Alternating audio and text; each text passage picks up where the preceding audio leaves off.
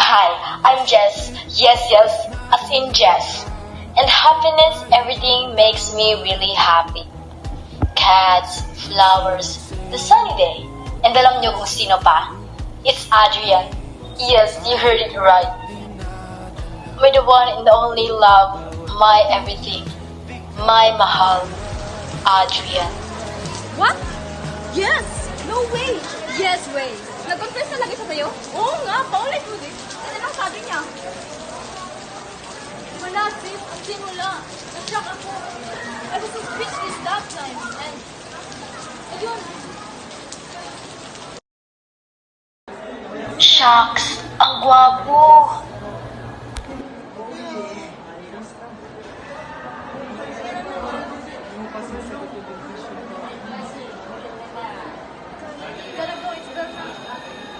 Habang naglalakad ako patungo sa gate, nabigla ako nang may humawak sa aking kamay.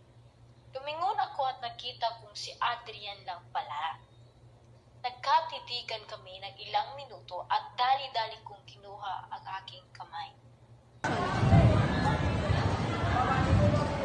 Jess. Ay, sorry. Okay ka na ba? Shucks, ang awkward nun. Sadali lang.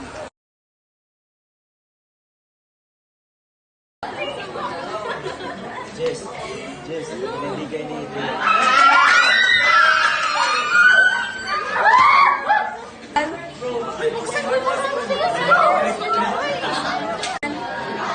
Dear Jess, hi, how are you? Enjoy your day, eat your lunch, and don't pressure yourself. Good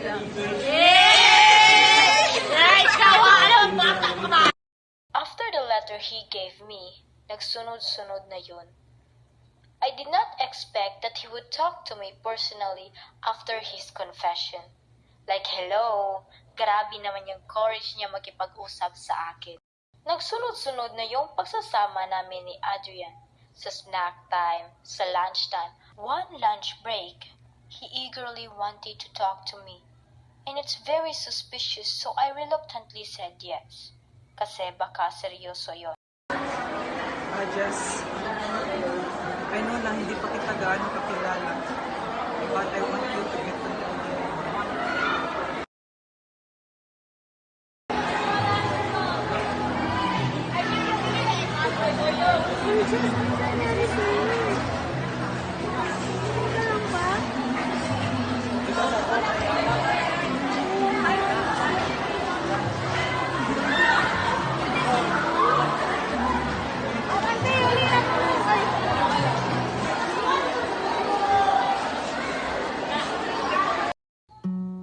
I thought he was my greatest love, my one that got away, my home. But that's just all I thought. I would have never thought about what he did to me. It has left me a mark you couldn't heal. I never would have thought my first love would be my greatest pain.